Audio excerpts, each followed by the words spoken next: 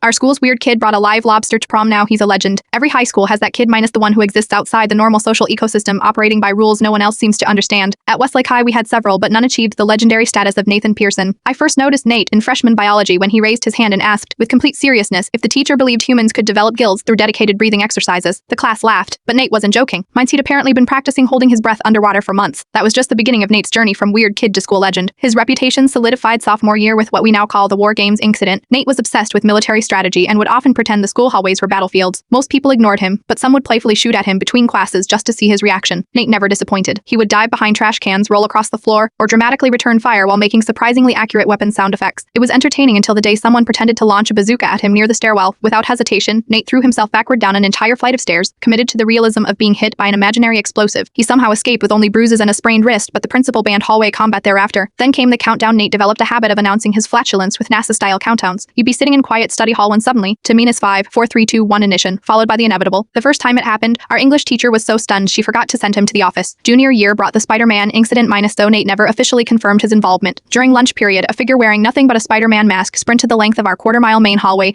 anatomy fully on display. 3 teachers and a security guard gave chase but couldn't catch the naked wall crawler. Security footage mysteriously disappeared, but everyone had their suspicions about who possessed both the audacity and the surprising speed. But it was senior year when Nate cemented his legacy with the Lobster, Prom onto mine. Our prom theme was Under the Sea, featuring blue and silver decorations, paper emigratiagic coral reefs, and seafood hors d'oeuvre. Nate arrived in a standard rental tux, but with a suspicious bulge in his jacket halfway through the night. As the DJ played Rock Lobster by the B-52s, a request that should have raised red flags, Nate released a very much alive, very large Maine lobster onto the dance floor. The scene was chaos, minus girls in expensive dresses screaming, boys trying to corner the surprisingly agile crustacean, and our principal looking like he might need medical attention. The lobster made it all the way to the punch bowl before being captured by our marine biology teacher, who later adopted it as a classroom pet name per Mon King. When questioned about his motivation, Nate simply said, "The theme demanded authenticity." What's fascinating is how Nate's reputation evolved over our 4 years freshman year. He was just that weird kid minus avoided, sometimes mocked. But something shifted around junior year. His absolute commitment to his bizarre ideas started earning a strange respect. His antics became less something to laugh at and more something to anticipate. By senior year, Nate had transcended traditional high school hierarchy. He wasn't popular in the conventional sense, but everyone knew him. His weirdness had become so consistent, so unapologetic, that it transformed into a kind of authenticity most teenagers couldn't achieve. At graduation, when Nate was announced, the entire class gave him a standing ovation. He responded by counting down from 5 and taking his diploma with an explosion sound effect. I ran into Nate last year at our 5-year reunion. He's now a marine biologist specializing in crustaceans. When I asked if he ever regretted his high school reputation, he looked genuinely confused. "What reputation?" he asked. I was just being myself. Sometimes the line between weird and legendary is just a matter of commitment, minus, and maybe a live lobster at exactly the right moment.